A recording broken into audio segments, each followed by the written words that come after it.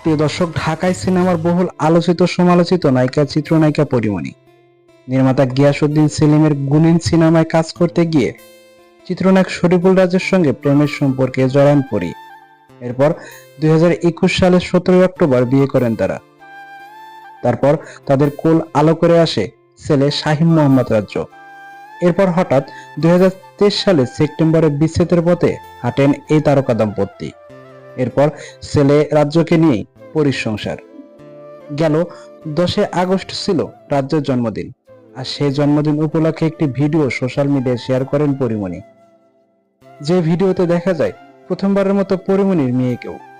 পরীমণি সেই ভিডিওটি শেয়ার করে তার ক্যাপশনে লিখেছেন, অনেকেই এতদিন আমার মেয়ের মুখ খুব দেখতে চাইছেন, তাদের জন্য আজ আমার ছেলের জন্মদিনে ছোট্ট এই ভিডিওতে মেয়ের মুখখানা এক ঝলক দিয়ে দিলাম, ওদের জন্য দোয়া করবেন। সঙ্গে জুড়ে দিয়েছেন ভালোবাসার ইমোজি।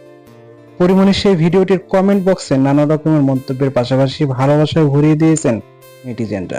সুরাইয়া সরকার নামে একজন লিখেছেন, এই মা পরীটা সত্যি সুন্দর। রোজিনা আক্তার লিখেছেন, এতটুকু দেখে মন ভরে না আপু, মাশাআল্লাহ, সবসময় দোয়া করি আল্লাহ আপনার সন্তানদের সুস্থ রাখুন। সেলফি স্টোরি লিখেছেন, পরী আপার মেয়ের জন্য শুভকামনা রইল। হাদিসের সমাহার লিখেছেন, মাশাআল্লাহ, ভীষণ রকমের সুন্দর। ইচ্ছে করে লিখেছেন, অনেক অনেক ভালোবাসা তোমাদের জন্য। সাকিয়া জামান ব্লগস লিখেছেন, তুমি সত্যি একজন ভালো মানুষ, ভালো মা। তোমার সন্তানের প্রতি দোয়া এবং ভালোবাসা রইল।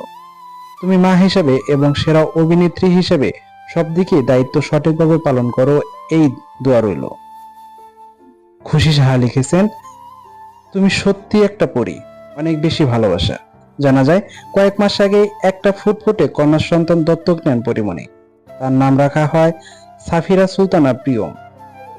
শরীফুল রাজের সঙ্গে বিচ্ছেদের পর ছেলে রাজ্য ও মেয়ে প্রিয়মকে নিয়েই কাটছে পরীমণির সংসার। সো ভিউয়ার্স, ভিডিওটি দেখে আপনার কেমন লেগেছে তা কমেন্ট করে জানিয়ে দিন নিচের কমেন্ট বক্সে, এবং আমার চ্যানেলটিকে সাবস্ক্রাইব করুন। অসংখ্য ধন্যবাদ সম্পূর্ণ ভিডিওটি দেখে সঙ্গে থাকার জন্য।